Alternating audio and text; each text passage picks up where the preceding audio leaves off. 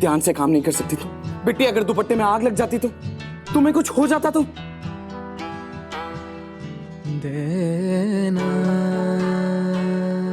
Company के पास फालतू पैसे नहीं है जो तुम जैसे लापरवाह एम्प्लॉय के इलाज पे खर्च करे।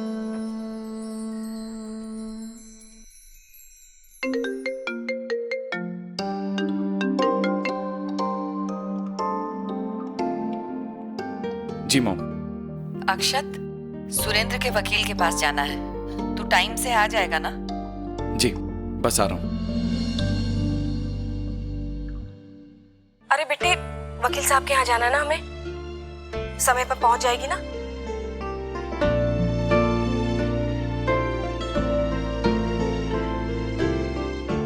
ये लो, आज हमारी बिटिया का जन्मदिन है। पूरे 8 साल की हो गई हमारी गुड़िया रानी।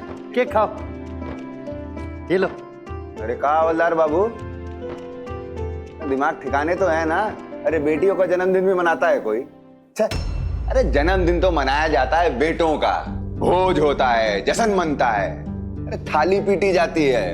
और वहीं बेटी का जन्मदिन हो ना तो छाती पीट के मातम मनाते हैं। एक बात ना लिख के रख लो हमारी, बेटा घर का चिराग होता है, चिराग, और बेटी उसी चिराग तले अंधेरा। ऐसे का देख रहे हो? हैं? अच्छा एक बात बताओ, बूढ़ा होगे ना, होगे कि नहीं? तो बस उसी बुढ़ापे में ना बेटा बाप का सहारा बनता है, उसकी लाठी बनता है, और बेटी सिर का बोझ जो एक बाप अपने अर्थी तक लादे रहता है। बेटा पैदा होता है ना तो बाप का सर और नाक दोनों ऊंचा होता है, और बेटी उसी इज्जत को उसी समाज में उछालने का हथियार बनती है। एक बात याद रखना हमारी, इस धरती पर ना अगर कोई सबसे बड़ा वरदान है तो वह है बेटा, और श्राप बेटियां।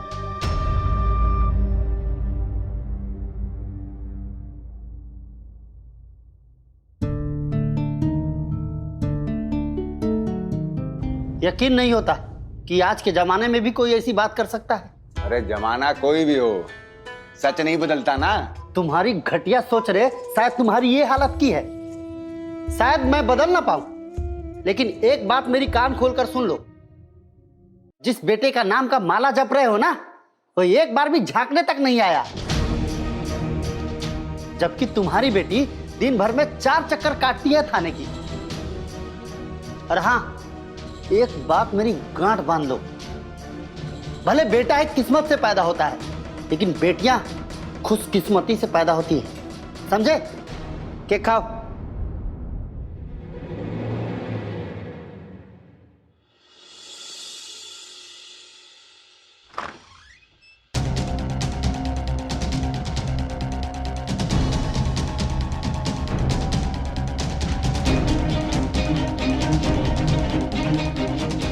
सुरेंद्र कुमार किसी भी हाल में जेल से बाहर नहीं आना चाहिए।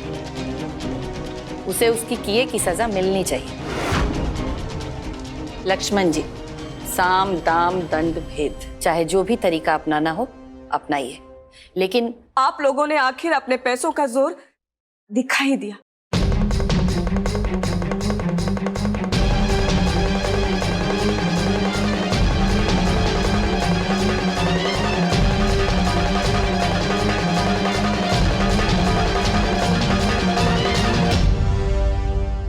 आज आप वकील खरीद रहे हैं, कल आप जज को खरीदेंगी, और परसों पूरा कानून आपकी जेब में होगा।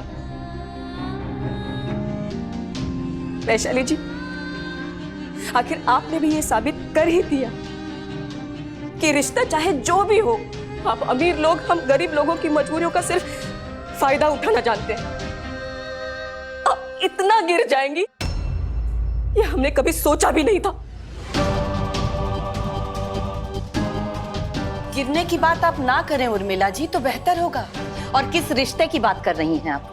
वो जो झूठ के नींव पे आपके पूरे खानदान ने हमसे जोड़ा था। आपके बेटे यश की झूठ ने मेरी बेटी की जिंदगी बर्बाद कर दी। तब नहीं देखा आपने रिश्ते का लिहाज? मॉम का गुस्सा एकदम सही। क्योंकि आपके परिवार ने जो हमारे साथ धोखा किया है उसके लिए हर सजा कम है। बेटे के किए की सजा उसके पिताजी को क्यों दे रहे हैं आप? यश ने आपके साथ धोखा किया ना, तो उसको सजा दीजिए, हम बिल्कुल मना नहीं करेंगे। लेकिन उस बात के गुस्से को आप इनके और प्रताप जी के हादसे से तो मत जोड़िए। उस हादसे का सच सिर्फ यश जानता है। आप पूछिए उसे, आपके यहाँ रह रहा है ना वो, पूछिए, सब सच बताएगा वो।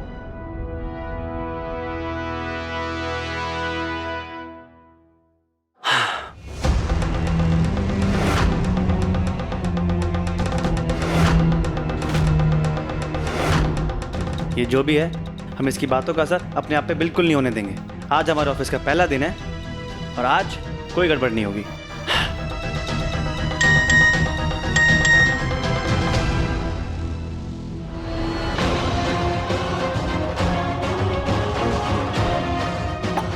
कोमा में है ना प्रताप जी, सर के बल गिरे थे, माथा तो फटना ही था, यही इरादा था ना।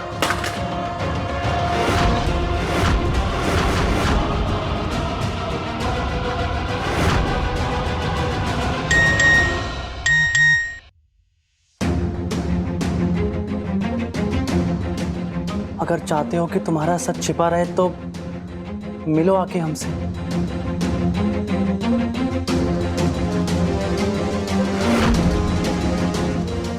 नहीं, हमें कोई बेवकूफ बना रहा है, पक्का हम नहीं बनेंगे, हम नहीं बनेंगे।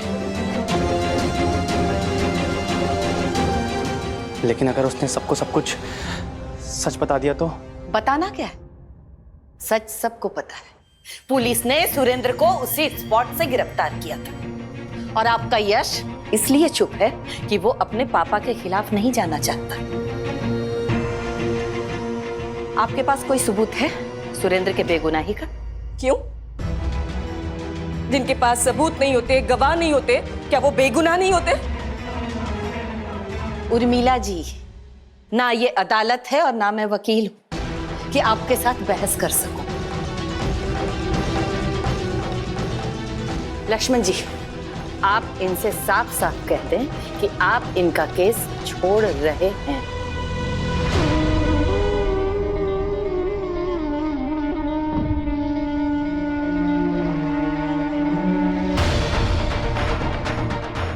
वकील साहब, हम आपकी फीस का आधा पैसा भी लाए हैं और बाकी के पैसों का इंतजाम जल्द से जल्द कर देंगे। बस इस केस से पीछे मत हटिए।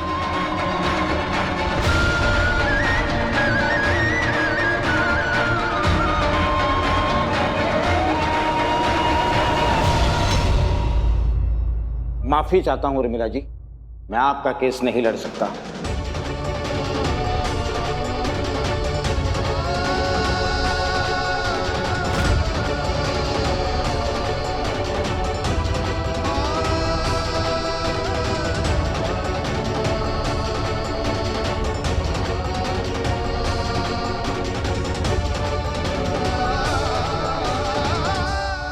वैशाली जी, आपकी जो भी सोच है, आपकी जो भी राय है, हम उनको बदलने के लिए नहीं कह रहे, लेकिन कम से कम वकील साहब को तो उनका काम करने दीजिए।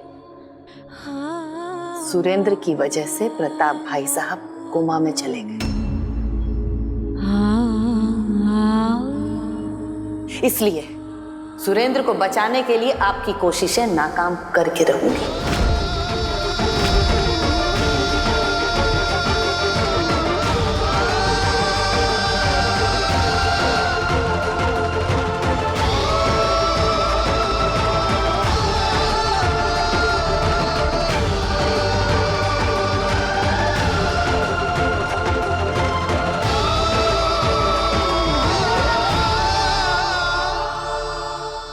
रहने दे बिट्टी, अगर इन्होंने ठान ही लिया है कि वो अपनी सोच को ही सच मानेंगे तो इनके सामने गिड़गिड़ाने से कोई फायदा नहीं।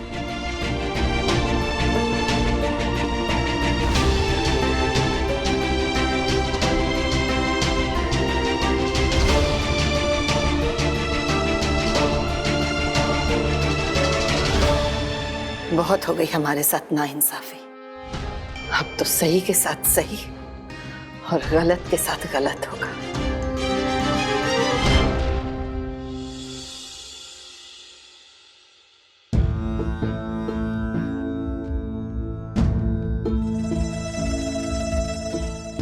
सुनो, अक्षत भाई आज ऑफिस नहीं आए? सर आज लेट आएंगे। ओह ठीक है, एक काम करो, तुम हमारे लिए कॉफी लेके आओ, कड़क से एकदम, ठीक है? जाओ। जी सर।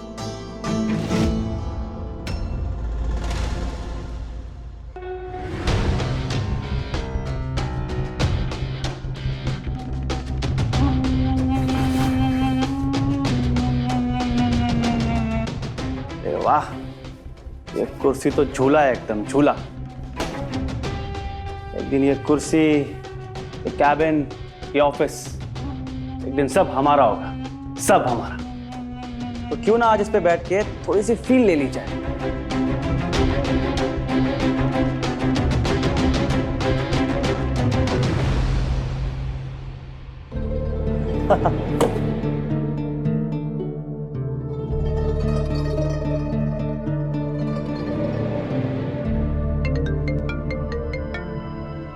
इसका फोन आ गया।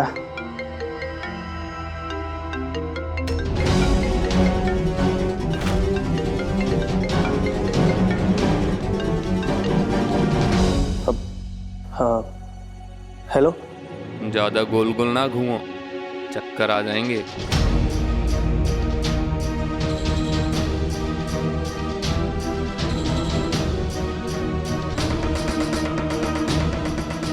कौन हो तुम और क्यों परेशान कर रहे हो हमें? पिछली बार तुम हम पे ध्यान नहीं दिए तो हम भी बच्चा समझ के माफ कर दिए।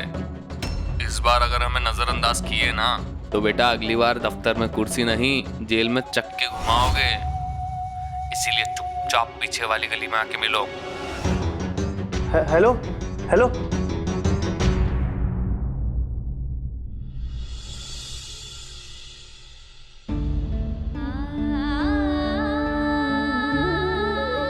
सुरेंद्र कुमार किसी भी हाल में जेल से बाहर नहीं आना चाहिए।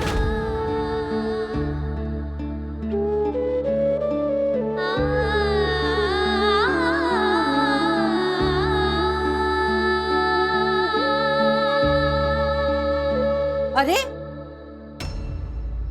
क्या हुआ बिट्टी, इतनी मायूस क्यों हो रही है? अभी 5 दिन बचे हैं और हमारे पास। इधर आ, पगली कहेगी। हाँ, देवी मैया है ना, देखना वो जरूर कोनो चमत्कार कर देंगे। तू चिंता छोड़, इले ये गन्ने का रस पी। अरे ताजा ताजा निकलवा के लाए हैं। अपनी दे देख, सूखे गन्ने की तरह हो रही है। P P.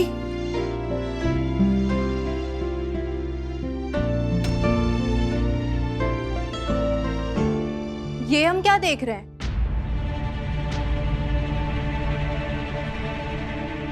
दादी बिट्टी एक साथ? कहीं हम कोई सपना तो नहीं देख रहे हैं? अरे धत नौटंकी कहेगी। अरे फोन पे वो हम सब बताए तो थे। हाँ मम्मी आपने बताया था, लेकिन सच बताया तो हमें तब यकीन नहीं हुआ था, अब भी यकीन नहीं हो रहा। दादी आपको रामलला की कसम सच सच बताइए, आपने बिट्टी को दिल से तो अपनाया है ना? कहीं ये सब आपकी साजिश और नौटंकी तो नहीं है? अब का सीना चीर के दिखाएं कि हमरे दिल में बिट्टी बसती है, हैं?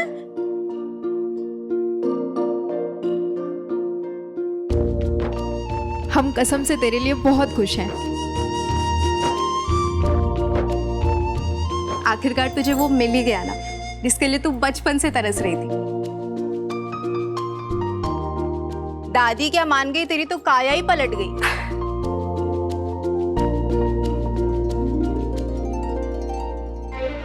वाह दादी, माना कि आप हमसे उतनी नाराज नहीं थी, लेकिन आपने हमें भी कम ताना नहीं सुनाया है। कभी हमारे भी सर पे प्यार से हाथ फेर दीजिए, कभी हमें भी तोहफा दे दीजिए। आखिर हम इस घर के सबसे बड़ी संतान और आपकी सबसे बड़ी पोती हैं।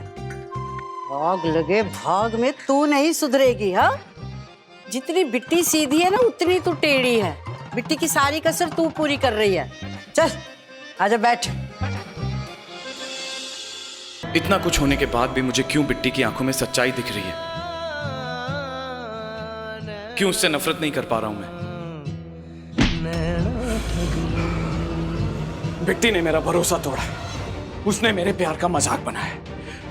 मेरा दिल माने या ना माने, वो धोखेबाज है। मुझे नफरत करनी है उससे। I hate her। मुझे नफरत करनी है उससे।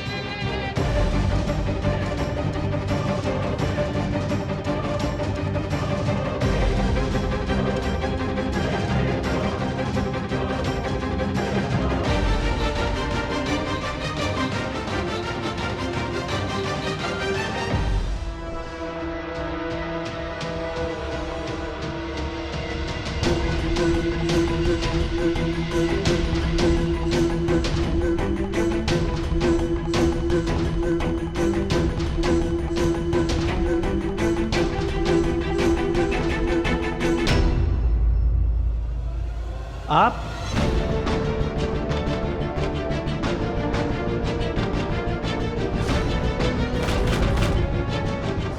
इले, तेरे लिए भी साड़ी लाए थे। अरे बहुत पूज लिया खोटा सिक्का। अब ऊ की आरती करेंगे जो ऊ की हकदार होंगी, और ऊ है हमारी पोतियां।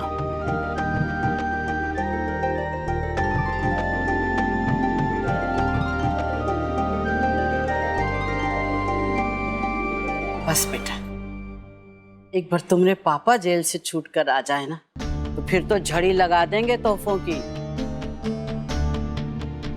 मम्मी बता रही थी कि वकील ने भी मना कर दिया है। अब हम क्या करेंगे? कुछ ना कुछ कर ही लेंगे, तू ही यहाँ की चिंता मत कर। और बता, तेरे घर में सब कैसे हैं? और पता है, उस दिन दामाद जी को कचहरी में देख के बहुत अच्छा लगा कि वो भी हमारे परिवार के साथ है। अरे मम्मी, इस बार तो हमसे ज्यादा उनको चिंता हो रही है। मतलब दिन में 2-3 बार तो केस के बारे में पूछ ही लेते हैं। अच्छा? शायद उस हादसे वाले दिन पापा ने कुछ कह दिया था इनसे, क्योंकि उसके बाद से इनका मन बदल गया। हाँ, उस दिन आए थे ना पापा से मिलने के लिए। वो इनको कुछ पैसों की जरूरत थी। पर वो तो यहाँ नहीं आया, कोई देखा नहीं उनको। पता नहीं, लेकिन उस दिन के बाद से वो काफी बदले बदले से रहने लगे और बहुत खुश भी थे।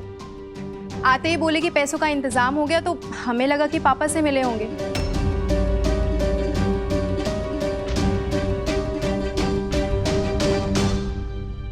अच्छा चलो छोड़ो ये सब, तुम आई हो तो खाना खा के जाना। उर्मिला, चल फटाफट खाना तैयार कर दे बिटिया। जी जी। चला, हमरे कमरे में बैठ के गप्पे आते हैं। आजा।